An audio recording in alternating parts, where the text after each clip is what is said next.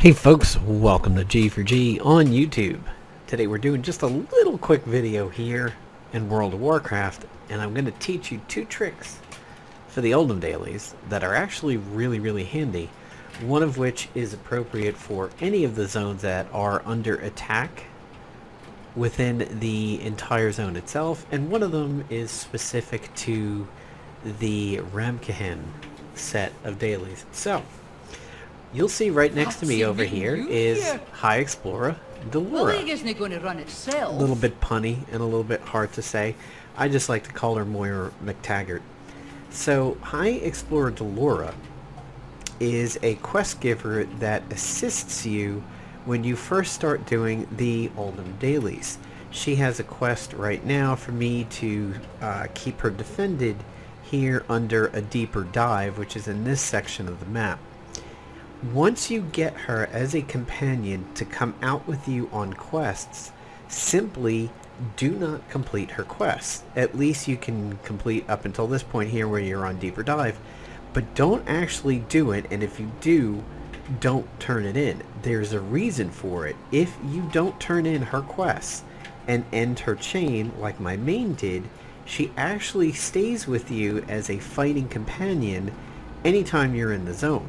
So anytime you're doing the invasions over here, or the middle set of invasions, which is the Dark Empire, or the right set of, or the East invasion, which is the Warcraft-An ones, she will always stay with you the moment you zone in. Now, she won't accompany you into the vision when the Dark Empire is invading, but anything else, she actually accompanies you. And she puts out a reasonable amount of DPS. Now, this character is 430. This is a boosted Discipline Priest that I had in the dust bin for literal ages. The last time this character was really used was sometime in MoB. And I knocked the dust off of him somewhat recently, mostly because we have a healer that is involved in medical school, and there was the potential that she might be not able to raid due to some intense studying in a couple weeks, so provided somebody else could tank for us in raids, I thought, let me level one of my healers just in case we're in desperate need for it. And I have a shaman and a paladin and this priest, and shamans are trash. Apparently they are the lowest of all the healers, and paladins are relatively solid, but I'm like, let me live dangerously. I haven't used this priest in ages, so I'm going to go ahead and try it out. Well, I've known this from my Death Knight, but if you don't turn in the quest for Moira McTaggart over here, she stays with you. And after this battle, I'm going to show you just how much she actually puts out when you're using her almost as like one of those companions that you had in Legion. One of your order hall companions that would come out with you.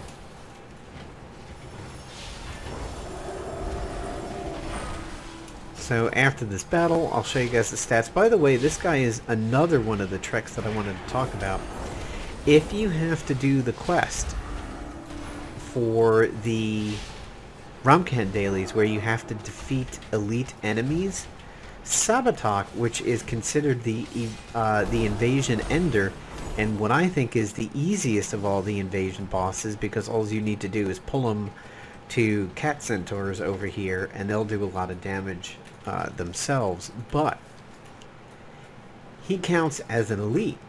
So all you need to do is just basically hang out here, especially early in the Warcraft-An invasion clump, and a lot of people are doing him for end of invasion boss, and he counts as an elite. Of the 6 that I needed to do today, I think I farmed him 3 or 4 times, and it's just that easy. A, because you know a lot of other people are probably going to show up. B, cat centaurs go ahead and do most of the work.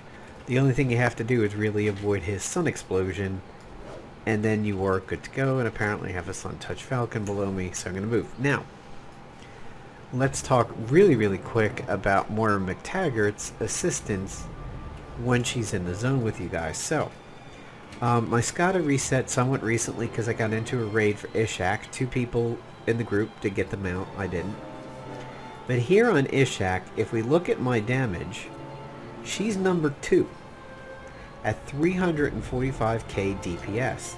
Now she cannot be buffed, but she can be manipulated in other ways. I can shield her and heal her if I want to, so she was my number 2 damage on the Mountain Dragon that is down here near Vortex Pinnacle. Senbu, which is a random lion, she was number 1 at 227k. There's a bunch of Sabotage fights. So here's another elite. She was number 1 at 214. Here's a Sabotage. Here Solar Burst was the number 1 by a large margin because I was the only one fighting him. So I got a ton of his debuffs on me. Here she's way down at only 86 on a Sabotage. And then the most recent one that we did that you saw just a few moments ago in the video.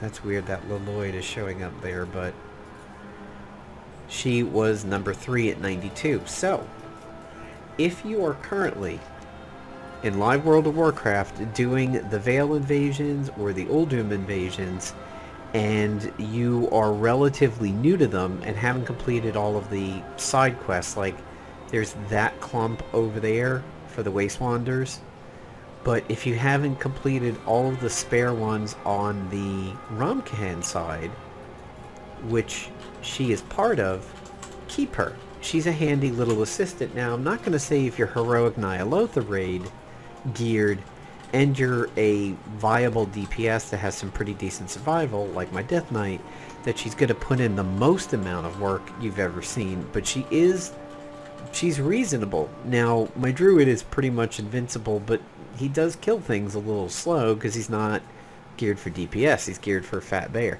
If I could have kept her around, I would have, because she puts out reasonable DPS. But for my lesser geared Death Knight and my very lesser geared Discipline Priest over here, you seen anything interesting?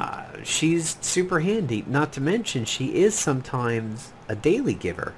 So when I zoned into the area today, just as I was landing over at the Ramkahan flight point, as soon as I landed, she popped up because she's essentially an assistant, and she had a quest for me. And when I completed it, I turned it in right to her. So just a little trick.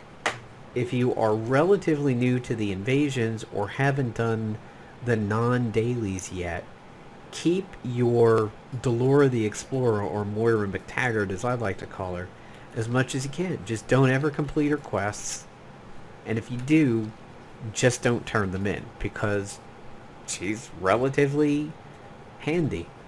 I mean, she's not going to tank anything, but depending on what's going on for the fight, she does a reasonable amount of DPS. Now, some AoE fights, which I've lost on my Skada here because I got in the raid, there are a couple pulls that I had where it was maybe 3 enemies in the fight. Her DPS suffered a tiny bit, but when you're doing single target, especially long drawn out single target fights like Ivory Watchers or some of the elites or the rares, or Ishak or the big spider that you can spawn down, and I think it's in this area, I think it's this Cursed Landing.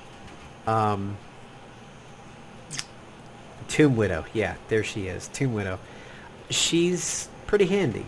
Again, you know, she doesn't tank, she doesn't heal, but if you want just a little bit of extra DPS because you're doing this stuff solo, or you're a new character, a boosted character, slightly undergeared, you know, any little bit helps.